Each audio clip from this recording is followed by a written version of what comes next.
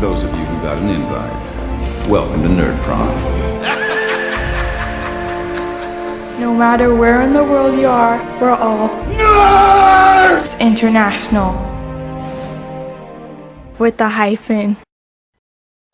Alright, YouTube, it's Mr. Mean coming at you from Beaumont, Texas. It is about 8:40 tonight. The kid is sleeping, the wife's relaxing. I was watching the Saints game. I'm a huge Saints fan, and it looks like we're getting our ass kicked by the Vikings. So I got a little discouraged and thought I'd come up here and make another video. Today is a blast from the past, and a game that I actually had a hand in.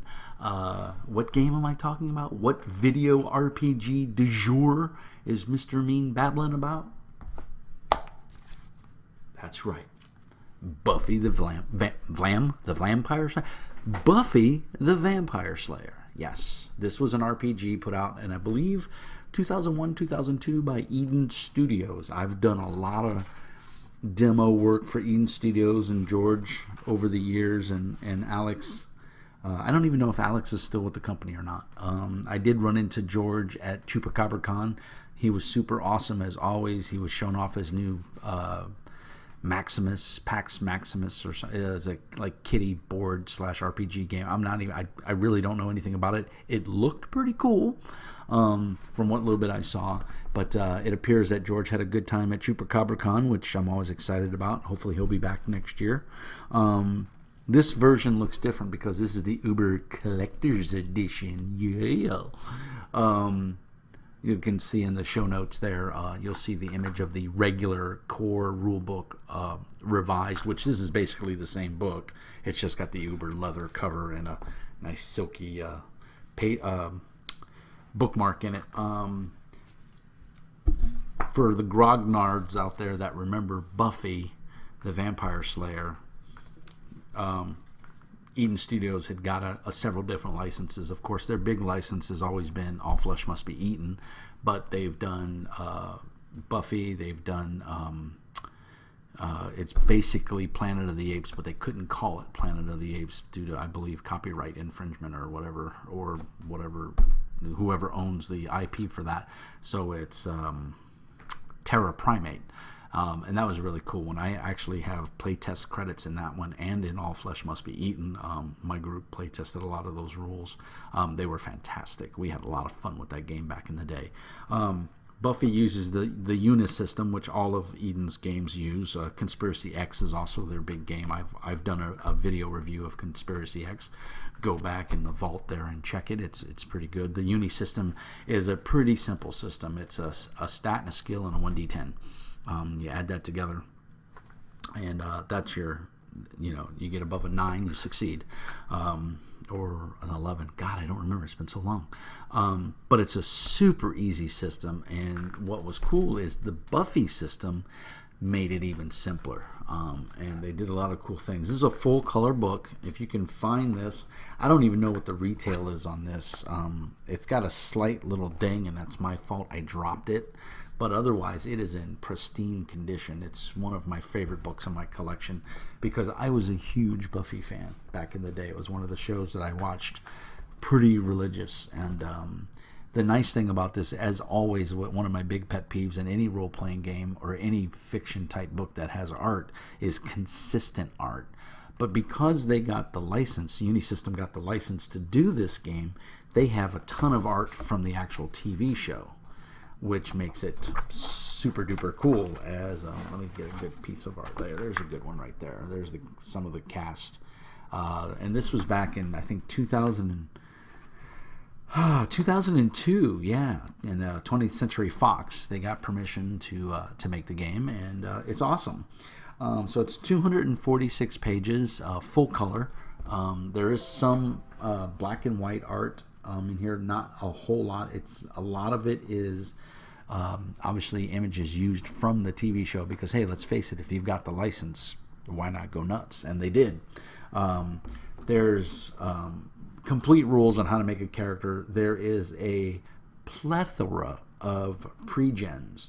So if you pick this game up, if you either buy it off a PDF or you buy it off of Eden Studios website or at your favorite local game store, which I highly recommend you do, you can make, it goes through making your own character, or you can use the pre-gens in the book. So like here's a new Slayer, if I can get the darn glare off the screen. That's a new Slayer, and it gives you all the stats and everything you need for that player, for that character. And characters are built on a set amount of points that they distribute between their attributes, which are strength, dexterity, constitution, intelligence, perception, and willpower. Then you have qualities and drawbacks, which either give or take away points.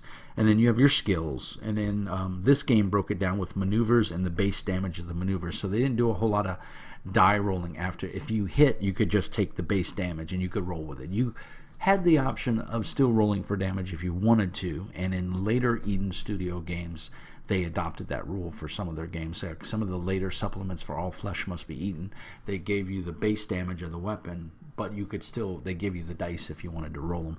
I have always been a fan of this system. It makes combat and makes dramatic time go way faster because you're not doing that extra step of rolling dice. And I know we all love rolling dice, but if you've hit, you've already got the joy of rolling the dice. So, why not, just add the damage and be done with it. And they do a great job of explaining it in here. And it like I said, it is a really good system. It's very fluid and fast. It's a lot of fun. One of the cool things that set this game apart is you had drama points. And basically you got either 10 or 20 drama points. And you had to regain them over time. They were a finite resource, and you could use those. There was 5 options you had. And the book goes into describing, but you could basically rewrite a scene. You could come back from if you took enough damage to kill you, you could spend some drama points and go, nope, merely a flesh wound.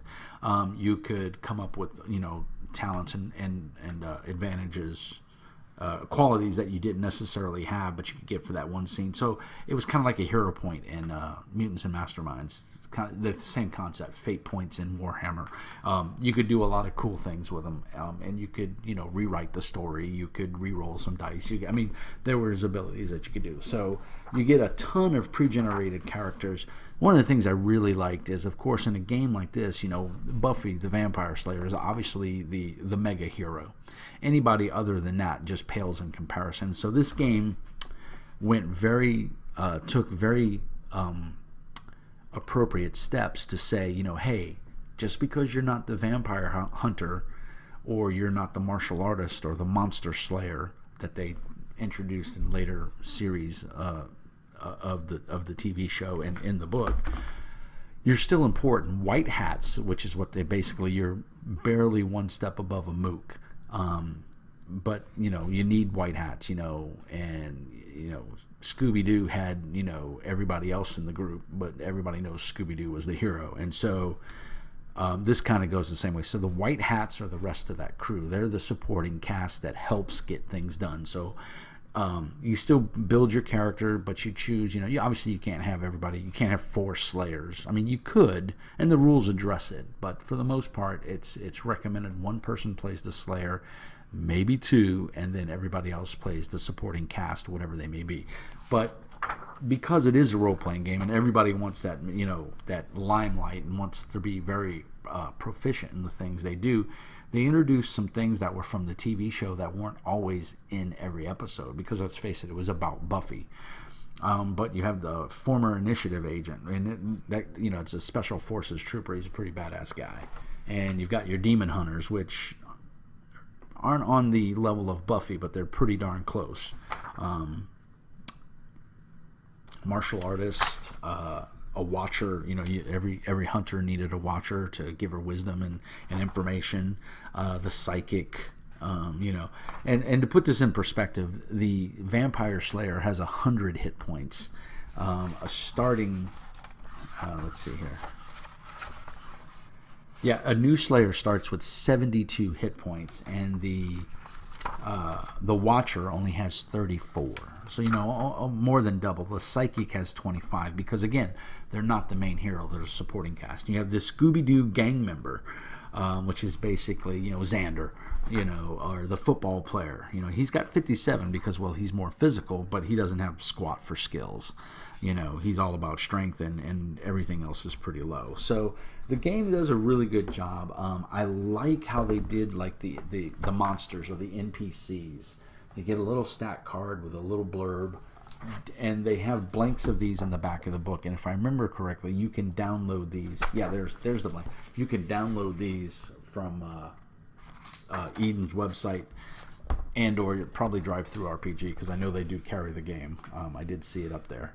So this is a blast to the past. Like I said, it's a good system. If you want a good one shot, or a 2 or 3 hiatus, 2 or 3 week hiatus from your normal, deep, dark, heavy role playing, or dark and gritty role playing, and you want something that's a little more lighthearted but still action oriented, this is a good choice. I mean, it's got good combat rules, got good mechanics.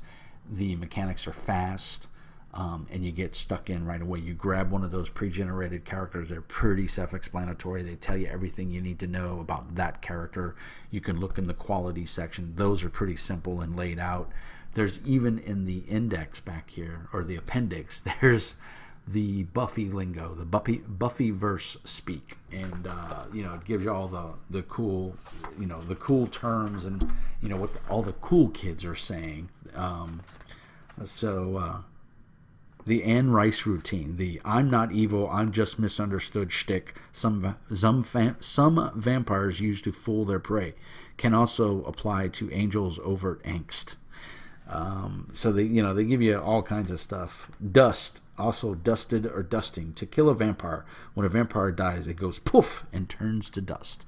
And so if you ever watched any of the vampire, Buffy the Vampire Slayer, these lingos will mean anything. Sparkage, a mutual attraction between two people. So wig, also wigging, wigged, wigging, to freak, be stranged or scared. So yeah, they give you a whole, lexicon of verbiage to use in your Buffy game. Now, is it a little dated for the time? No, I don't think so.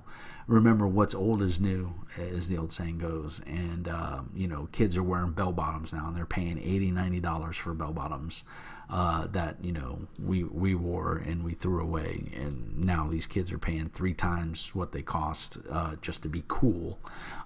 So this game holds up to the test of time as far as I'm concerned. It plays well.